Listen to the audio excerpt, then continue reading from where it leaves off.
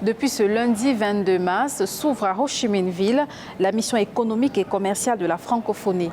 L'occasion pour 80 participants venus d'Amérique du Nord, d'Europe occidentale, de l'océan Indien, mais surtout de l'Afrique, de prospecter des marchés et de négocier avec plus de 500 opérateurs économiques asiatiques. Cette mission est conduite par Louise Mushikiwabo, secrétaire générale de l'Organisation internationale de la francophonie.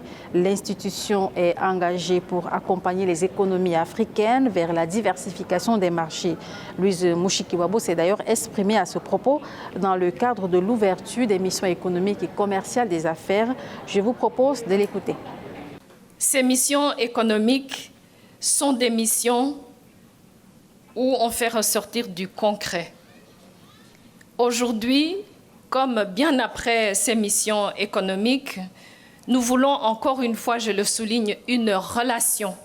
Pas une conférence, pas un forum d'affaires, mais une relation continue.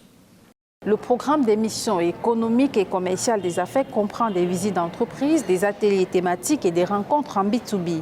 Le marché est vaste en Asie du Sud-Est et le Gabon présent à cette mission, comme de nombreux autres pays africains, ambitionne de multiplier les partenariats gagnant-gagnant avec des investisseurs vietnamiens et cambodgiens.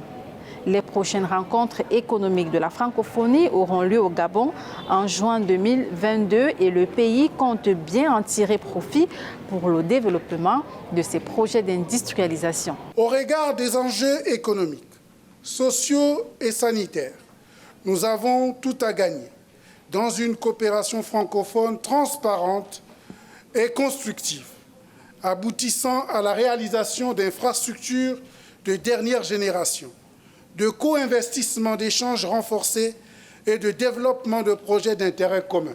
Après l'étape de Ho Chi Minh Ville, poumon économique du Vietnam, les participants se retrouveront à Hanoi, siège de l'Organisation internationale de la francophonie dans le pays, et enfin à Phnom Penh, capitale du Cambodge. Depuis Ho Chi Minh Ville, capitale économique du Vietnam, Olivariste Laleyer, Viviane Baoken pour Africa 24 Télévision.